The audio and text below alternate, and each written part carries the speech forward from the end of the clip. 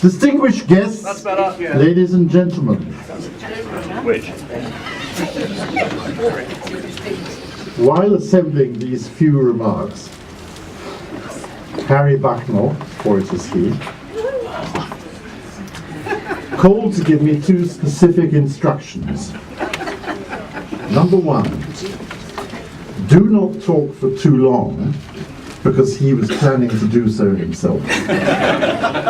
And as there are several Wickhamists present, could I do something to raise the intellectual tone of the evening? This is not a problem. Well, I've never managed yet to talk for more than an hour and a half without interruption, and I suspect this evening may not be the occasion on which I should try, tempting though it is. Is there not so much to say about this marvellous author?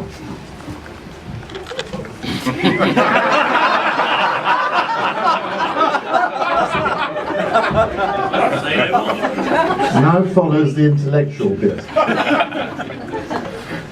The Franco-American historian of ideas, Jacques Bazin, once wrote, "In spite of goodwill and frequently of true friendship, author and publisher are natural antagonists.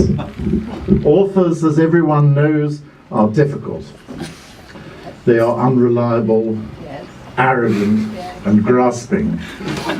But publishers are impossible, grasping, arrogant, and unreliable." Well, dear Harry, I hope this is not how you feel about us. For my part, I've always found you entirely professional and amiable to work with, and I thank you for that.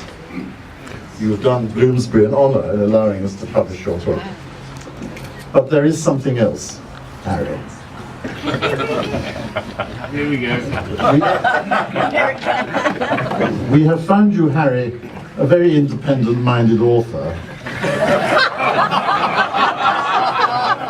I don't know why this thing keeps sinking. One might say,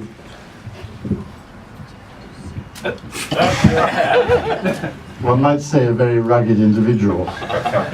We like to think that Bloomsbury exemplifies that independence and that ruggedness. You see, Bloomsbury was founded over 25 years ago as a vigorously independent publishing house, by which I mean that we are not owned by Mr. Bertelsmann, Mr. Holtzspring, or fate worse than death, Mr. Rupert Murdoch.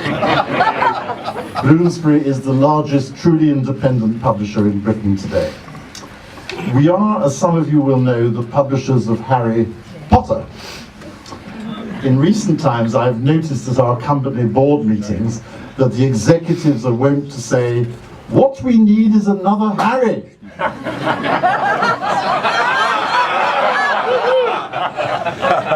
Well, today we are launching just such a person. And now we can launch a new logo, Bloomsbury, publisher of the two Harrys. Sounds a bit like the Kingdom of the Two Sicilies, doesn't it?